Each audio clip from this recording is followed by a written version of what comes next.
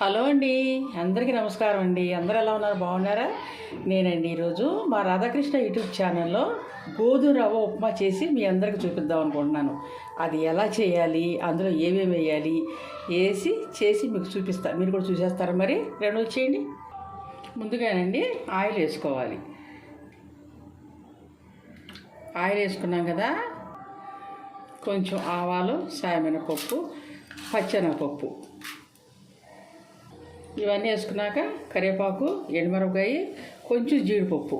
ఇదిగోండి కొంచెం జీడిపప్పు.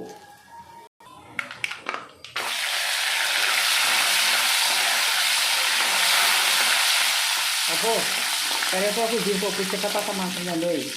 అది అయిన తర్వాత ఉల్లిపాయ ముక్కలు, ఒక ఉల్లిపాయ చిన్నది, ఒక చిన్న ఉల్లిపాయ ముక్క పోసుకుని అందులో వేసుకోవాలి. తాలింపు వేగిన తర్వాత వాటర్ మనకి ఎన్ని కావాలో అన్ని కొలత ప్రకారంగా వేసుకోవాలి. ఇప్పుడు సాల్ట్, కొద్దిగా సాల్ట్. నీళ్ళు కళ్ళబిల్ల కాగినాయి కదండి. ఇప్పుడు ఉప్పు చూసుకోవాలి. గోధుమ రవ్వ మనకి ఎంత కావాలో అంత పోసుకుని ఇందులో వేసుకుని తిప్పేసుకోవటమే. ఇందులో వేసుకున్నాను కదా, ఉప్పు సరిపోయిందో లేదో చూసుకున్నాను. ఇది ఇప్పుడు చక్కగా తిప్పుకుని ఇదంతా ఉడికి దగ్గరికి వచ్చిన తర్వాత కట్టేసుకుని ప్లేట్లో పెట్టుకుని తినేయటమే. మరి మా రాధాకృష్ణ యూట్యూబ్ ఛానల్లో నేను చేసిన ఈ గోధుమ ఉప్మా మీకు ఎలా అనిపిస్తుందండి? మీ ఇంట్లో కూడా చేసుకుని తినేయాలి అనిపిస్తుందా? ఇంకా చిక్కబడినేవ్వండి, చూపిస్తాను. చూసారు కదా, చక్కగా చిక్కబడిపోయింది. ఇది కూడా జీడిపప్పు, నేను వేసిన జీడిపప్పు పప్పుగానే ఉంది.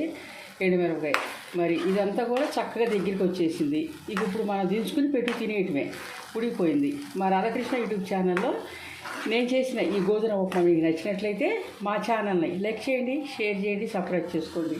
మా రాధాకృష్ణ యూట్యూబ్ ఛానల్ నేనండి. ఛానల్ తర్వాత యూట్యూబ్ ఛానల్లోకి వచ్చాను, మళ్ళీ వీడియో చేస్తున్నాను. మీరు అందరూ కూడా సపోర్ట్ చేస్తారని నేను అనుకుంటున్నాను. ప్లీజ్ అండి, సపోర్ట్ చేయండి. బాయ్ అండి. ఇదిగో బాయ్ అండి.